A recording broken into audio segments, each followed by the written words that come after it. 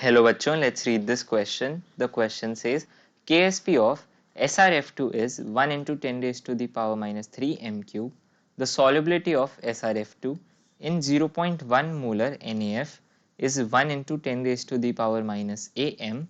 The value of A is, तो इस question के अंदर हमसे A की वैल्यू पूछी गई है और हमें बता रखा है KSP of SRF2 की वैल्यू और साथ ही में हमें बता रखा है solubility of SRF2 in 0.1 molar solution of NaF जो कि है 1 into 10 raise to the power minus am। तो हमसे पूछी गई है A की वैल्यू। इसको सॉल्व करने के लिए हम डिस्कस करेंगे की कॉन्सेप्ट।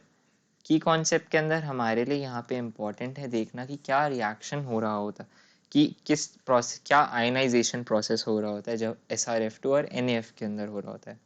तो SRF2 आयनाइज होकर हमारा फॉर्म करेगा Sr2 plus ions plus 2F minus ions.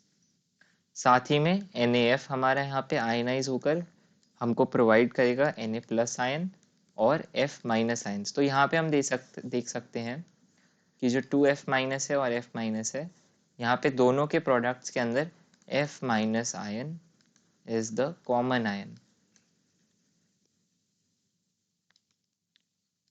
क्योंकि 0.1 मोलर हमने NaF लिया तो F माइनस आयंस की जो हमें कॉन्सेंट्रेशन होगी वो NaF से बहुत ज़्यादा मिलेगी compare to SRF2।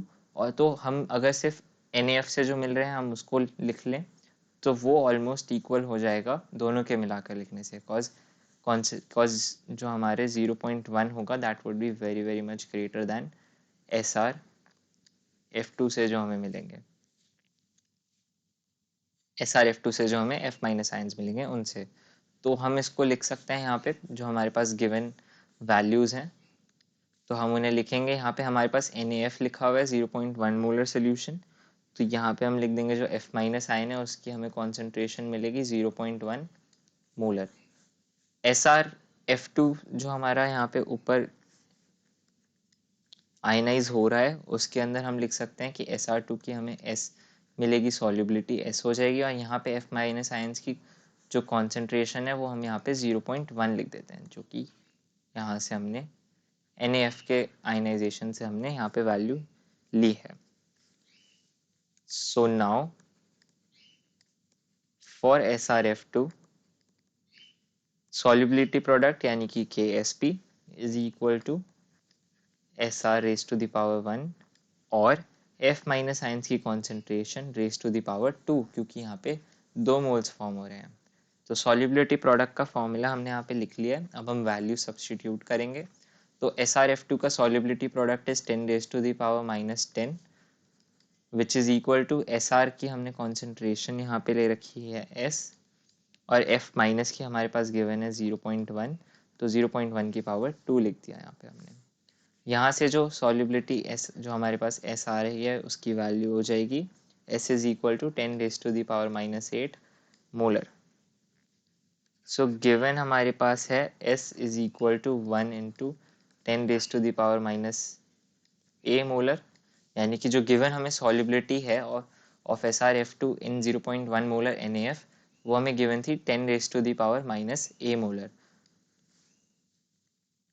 Now on comparing both terms, जो कि हमारी ये टर्म है और ये टर्म है जिसके अंदर दोनों के अंदर solubility of SRF2 in 0.1 molar NaF given है, तो on comparing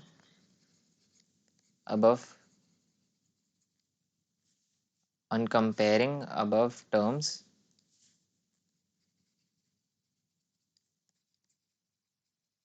हम देख सकते हैं कि जो 10 raise to the power minus 8 है वो 10 raise to the power minus A के बराबर है, यानी कि A की वैल्यू 8 है, A इज इक्वल टू 8। तो हमसे क्वेश्चन में A की वैल्यू पूछी थी और हमने A की वैल्यू 8 निकाली है। So the final answer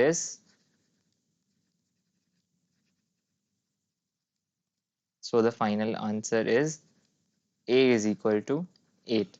I hope you understood it well. Best of